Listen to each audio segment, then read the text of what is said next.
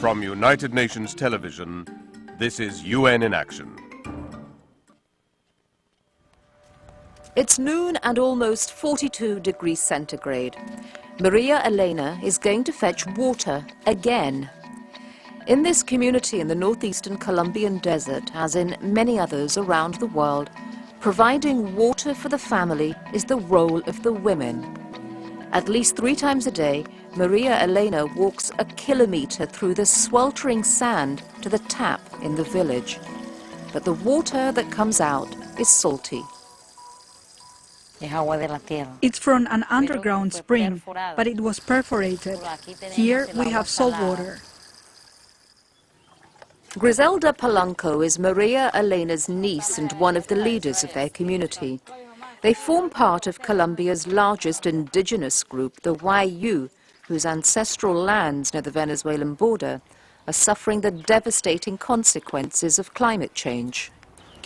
This used to be a rich land, a land where it rained, where it was fresh, and now in the last 5 years there's been a terrible drought. Last year we went the whole year without a single rainfall.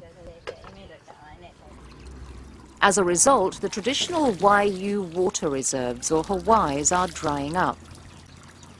Some people drink this green water, though there are only the dregs left, because there's nothing else to drink.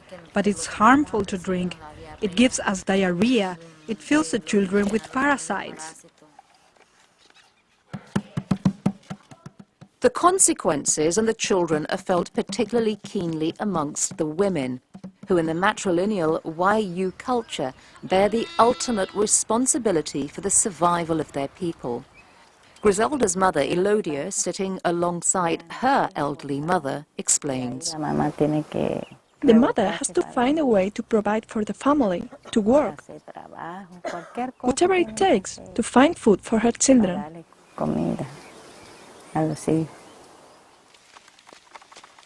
Yet almost within sight of their homes there is an ample supply of fresh water being drawn from their land.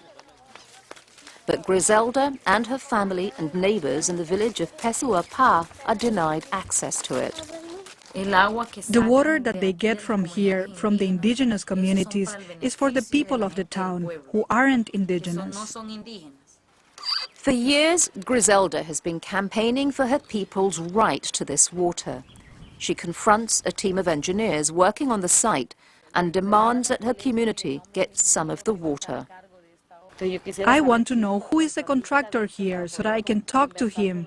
Otherwise, we're going to paralyze this work. He's not here at the moment. The fight for the right to their natural resources has been taken to the highest level. In 2006, Griselda's sister Osinia Polanco was the first indigenous woman elected to the Colombian Congress in Bogotá. She has fought repeatedly in Congress for a law to be passed recognizing water as a fundamental right for all Colombians. One of my biggest dreams, which I've always fought for and argued, is that there's water for the Wayuu people. It's the first thing I want. But the bill she introduced in 2009 did not become law, and she feels that the state has not protected her people and the right to their natural resources. Margarita Bueso, Program Manager of the United Nations Development Fund for Women in Colombia, says that the Wayuu people's rights to the basic necessities of life must be protected. The state has a huge responsibility to support indigenous peoples in preserving their culture.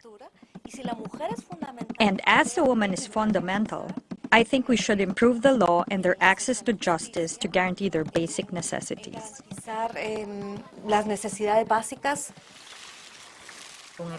With water, we'll be able to plant seeds, and if we plant, we'll be able to feed ourselves well. The truth is, we will have a future if we manage to get water to irrigate. And if we manage to get it for this community, we can get it for other communities too.